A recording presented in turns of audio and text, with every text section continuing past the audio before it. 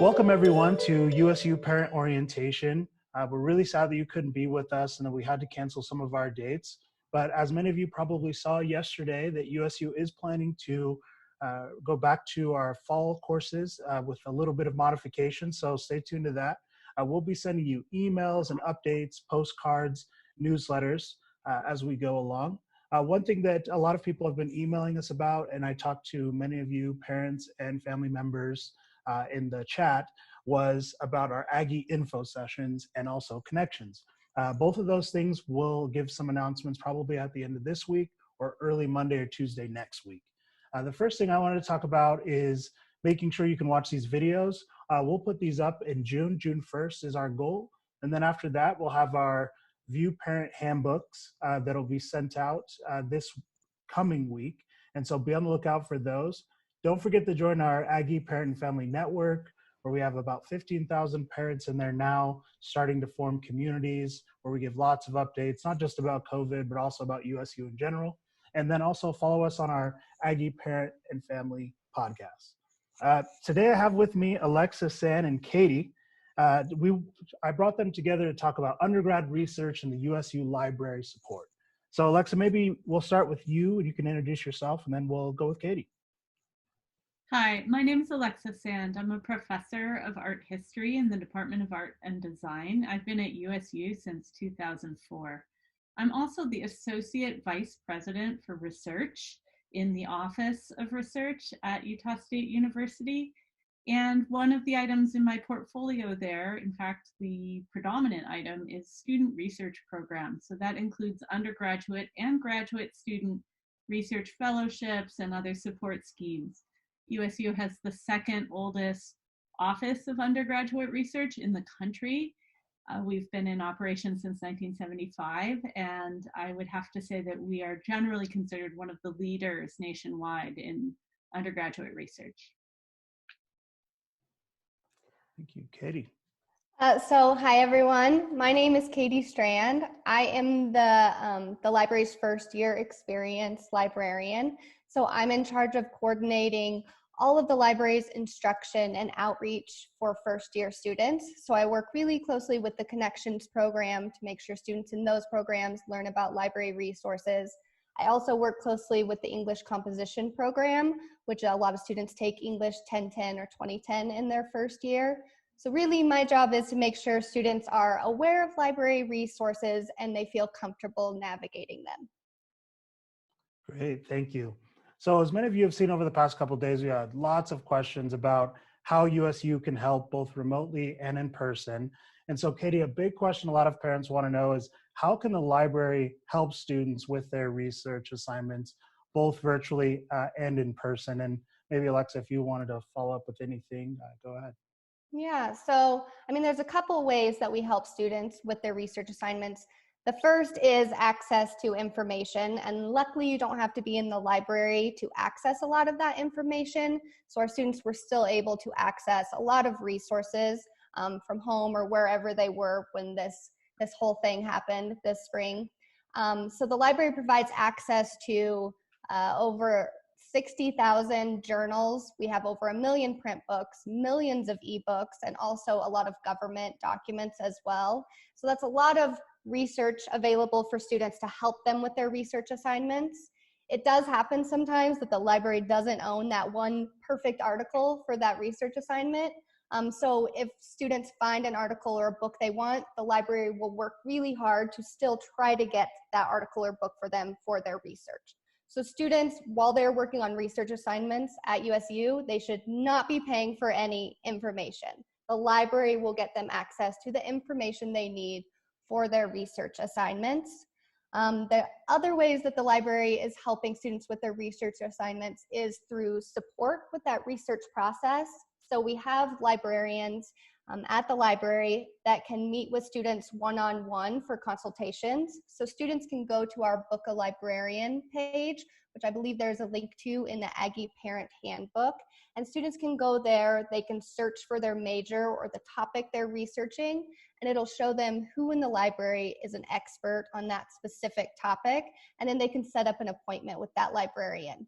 That's worked really well with us going online because librarians can meet virtually with students. So a lot of librarians are still meeting through Zoom with students. Once we are all back on campus, librarians are also available face-to-face.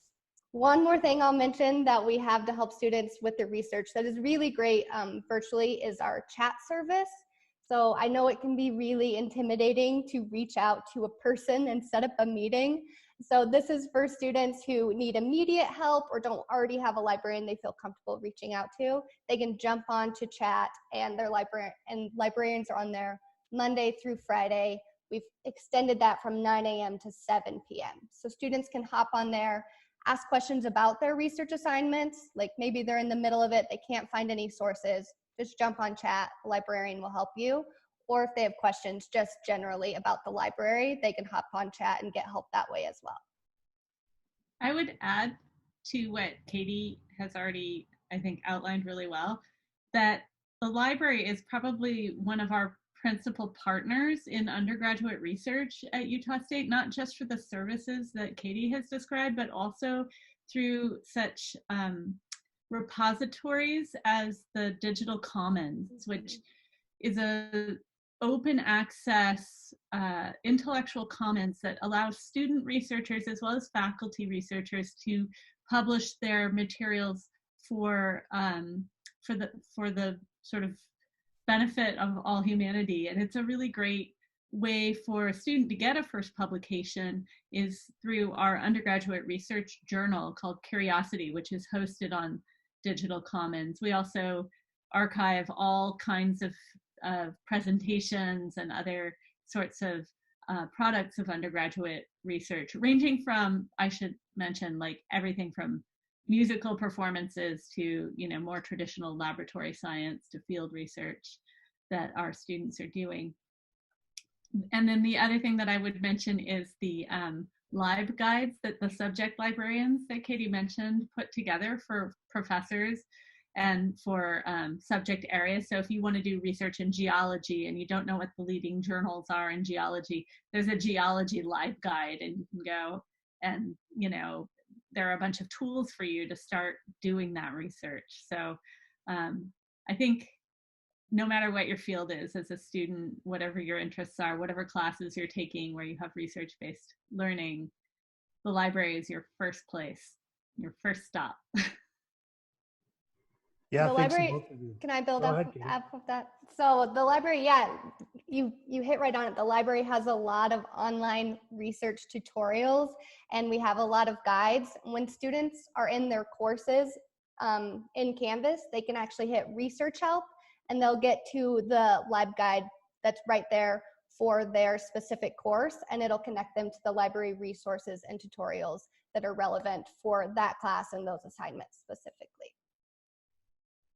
Cool, yeah, thank you. And I can attest that the chat feature does work. That's how I reach out to Katie on a normal, regular basis. So another question we get, Katie, which is pretty common throughout the whole state and really the entire world, is money, right? Is how can the library help students save money? What are some of the ways? Yeah, so the library is always kind of thinking about how we can help students save money, but then also make sure that everything is freely available for students and everyone. Libraries are all about access, right? So one thing that the library has really been working for is open educational resources, or OER, so free low-cost educational materials. So we have an OER coordinator in the library who works with instructors to get OER textbooks in their courses. This makes it so students aren't having to pay those additional costs for textbooks, which they can't always plan for. Those costs can range from $200 to $600 for a semester. And a lot of times students are trying to cover those costs for themselves. So if an instructor is using an OER textbook, that text is going to be freely available online for those students. So students aren't having to pay additional costs for their textbooks.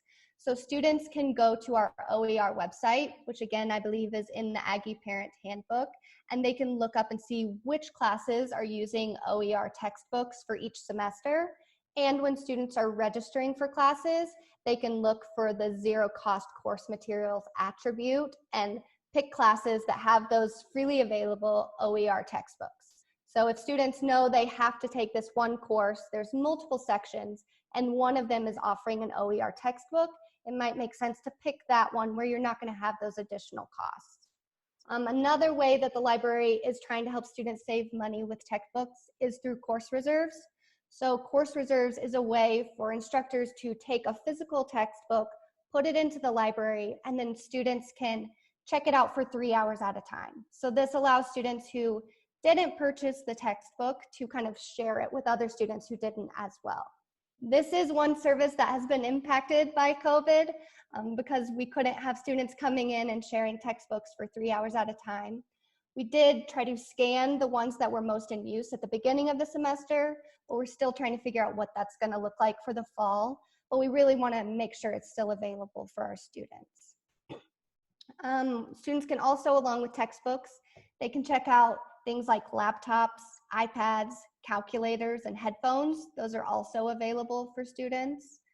And the last thing I'll mention that helps students save money is some free entertainment. Students like free entertainment, right? We have a virtual reality lab in the library, which can be really fun. And that's just for students to reserve, and they can check out the equipment at the circulation desk. We also have an app called Libby, where students can put that app on their phone and get access to free ebooks and audiobooks, which are our fun reads. So the library, most of our books in the library are academic reads, but if students are looking for something free and fun to read, they can download that Libby app. Yeah, very cool. I can remember when I first stumbled across an OER resource, and I reached out to the library because I thought something was wrong. I was like, is this really research? Why is it free? So yes, thank you for pointing that out. The big question I had to wrap up, Katie, for you is, what do you wish you would have known about the library when you were in school? Yeah, so I think I wish I would have known about the library is that it's a place for everyone and that all questions are welcome. So as an undergrad, I had a lot of anxiety about the library. I remember when I went there, I felt like an imposter, like this was a space for a certain type of student, and I was terrified to ask questions because I felt like I needed to formulate the perfect question before I asked it, or kind of know the answer before I asked it. So I wish I would have known, and I want our students to know, that the library is really a place for all students. It's a place where all questions are valid. It's a place where you can go to study quietly. It's a place where you can go to study with your friends, hang out in the virtual reality lab. It's a place where you can go to de-stress during finals weeks with some pizza and therapy dogs. And most importantly, it's a place where you can go when you have questions. They don't have to be perfectly formulated questions, just really any questions you have. I remember last fall when, I don't know if you guys remember this, but last fall, at the first day of the semester, all of the campus networks crashed. Do you guys remember this? I do. And students all were planning on pulling up their schedules on their phones as they made their way to class, but they couldn't pull them up. So we had students everywhere who couldn't find their classes. And we had just a team of librarians filling the commons of the library, calling different colleges on campus, helping students find their schedules. And I think that really just shows you that people in the library are there to help you. They're there to help you with anything that you need. Don't feel like you have to have perfectly formed questions. Just know that it's a place you can go to ask for help. We will try to help you as best we can. And if we can't help you, we're not just going to leave you high and dry. We're going to find out who can actually help you and connect them with you. So my big thing I wish I would have known, and I want everyone to know, is the library is a space for each and every one of our students, and it's a place where you can go when you have questions and you need help. Yeah, thanks, Katie. And thanks for keeping the students at bay. That was it was like the end of the world in the TSC, so we appreciate Yeah, that. it was a rough day. Alexa, kind of transitioning to you with research. So what do you think, and what is the value of participating in undergraduate research for a student in terms of their future career outcomes and grades and satisfaction with experience.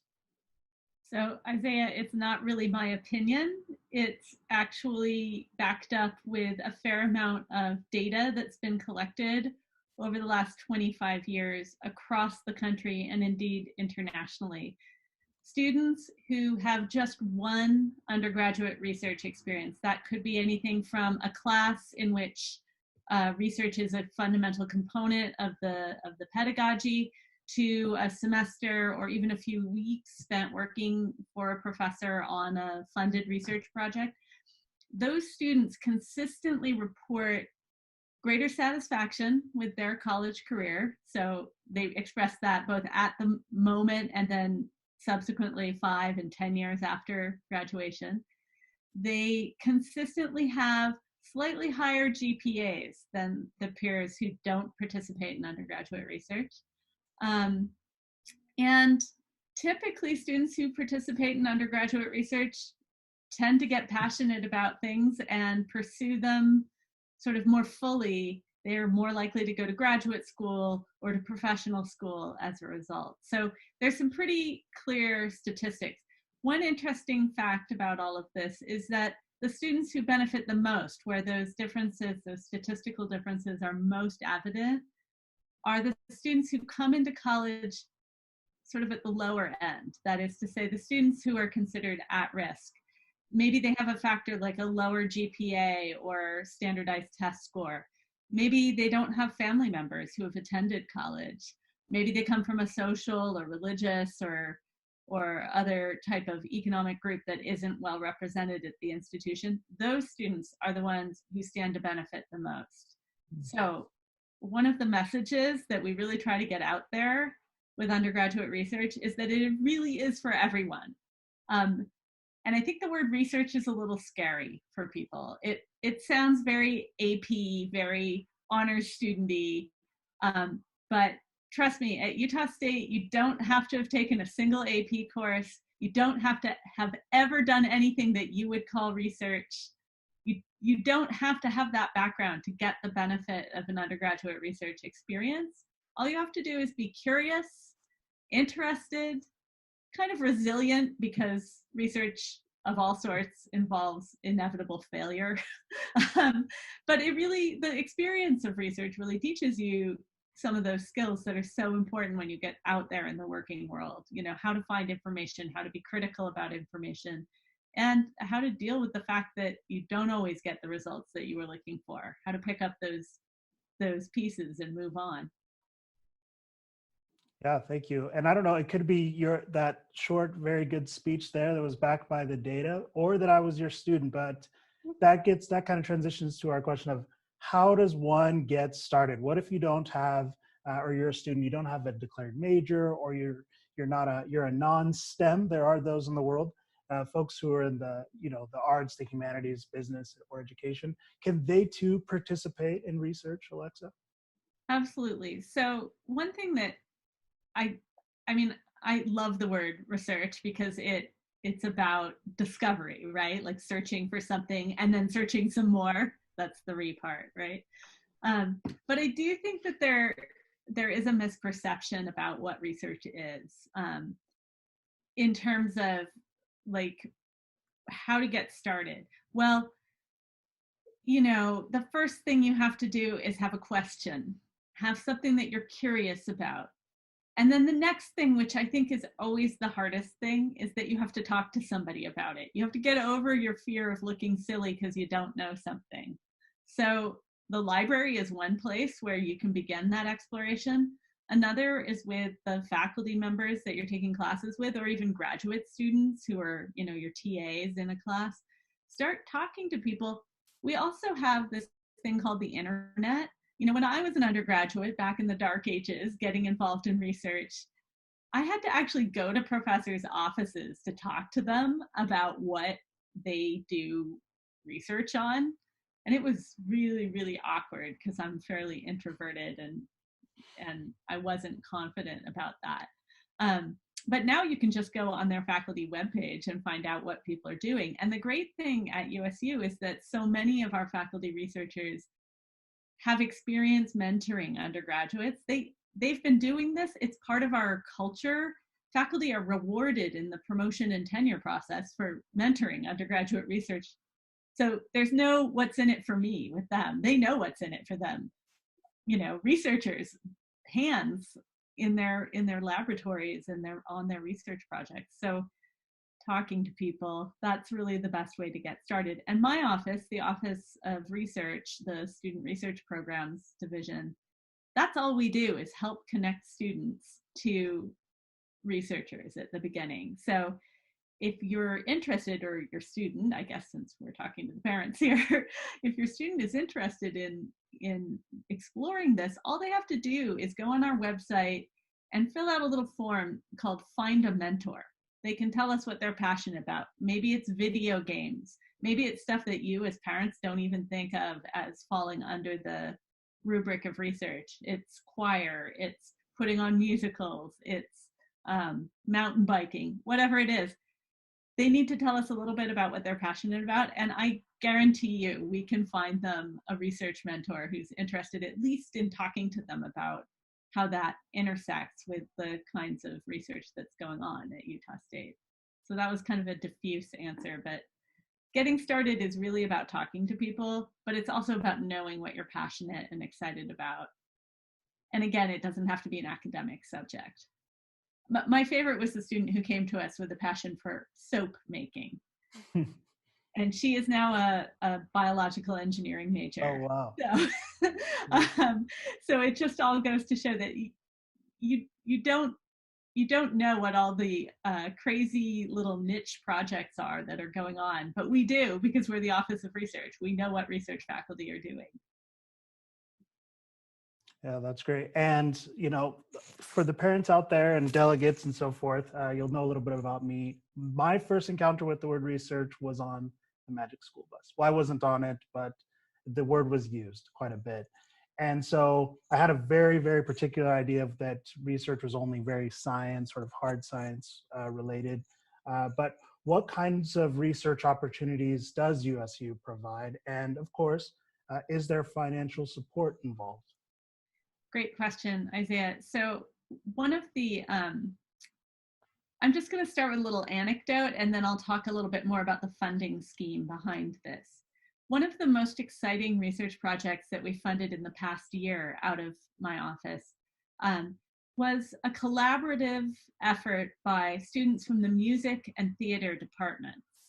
They composed, wrote the libretto for, brought together the cast for, and rehearsed a musical, an original musical on themes of gender identity and public schools. So, you know, something that is in the news quite a bit.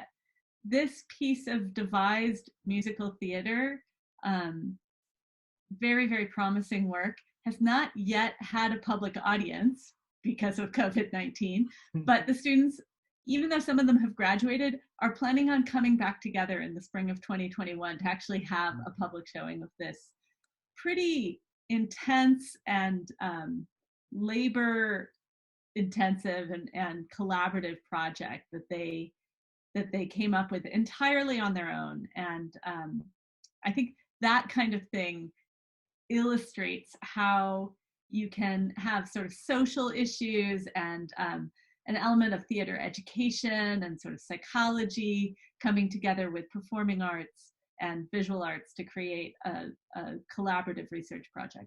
So that was funded through a scheme that we've had at Utah State for almost 50 years. It's called the Undergraduate Research and Creative Opportunities Grants Program. It funds between 60 and 75 student projects every year. The students themselves receive a scholarship, and that's just, you know, unrestricted. They get that money to spend on whatever they need to spend it on so that they can free themselves up for that time to put into the research work.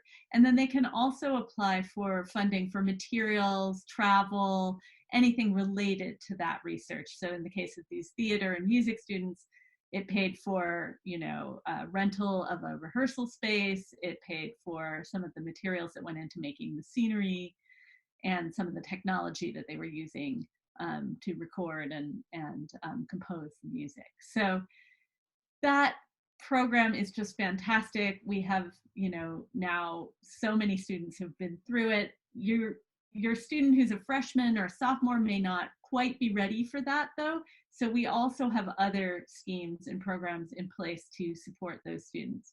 We have a partnership with Federal Work Study called ROSE, Research Opportunities for Work Study. So if a student is qualified for federal work study through the FAFSA, the free application for federal student aid, the student can get a job, a paid job doing research. So one of the things that we ask the faculty who participate in this program is to be open to having students who have no research experience and no knowledge of the field. So those are really great first experiences for some of our students. Colleges, such as the College of Science, have programs like this as well. So the College of Science has a great, starter grant for student researchers called the Mini Grants Program. And that's a $1,000 scholarship, essentially, that allows a student to get a first research experience. So one of the things we do in my office is we help connect students to those kinds of opportunities at the college level as well as in our office. Furthermore, we have a fellows program. So if a student is coming into college already passionate about undergraduate research, or if a student discovers that this might be something they're interested in their first, say, 2 or 3 semesters of college, this program is for them. It's $1,000 a year, and it follows the student, so they can switch their major as many times as they want. The only requirement, basically, is that they be what we call vigorously involved in research every semester. That means that at the end of each semester, they have to report back to us on what they've been doing, whether it's exploratory work, talking to a lot of professors about what they do in their labs, or being a lab assistant, or maybe attending lab meetings, or working with a music professor on a repertory of pieces, or making art in the studio, or doing work in the linguistics lab or clinics on campus. So there's no hours that we log. We just ask them to be very reflective about how they're engaging with research. That's a fantastic program, and the students really love the sort of cohort nature of it, and they talk about being part of a big nerdy family. I love that they always identify themselves as nerds. And it's funny because some of them, you wouldn't look at them and say, that's a nerdy kid. We provide some travel funding. Of course, that's one of the things that we've kind of put on the back burner during the university's travel restrictions. But typically we fund, between 6 and 20 students a month to travel to conferences regionally, nationally, and internationally to present their research. USU undergraduate researchers are so successful in getting their work accepted at conferences that we came up with this funding scheme a couple of years ago, just because it can be hard to, pay for the airfare and conference registration fees.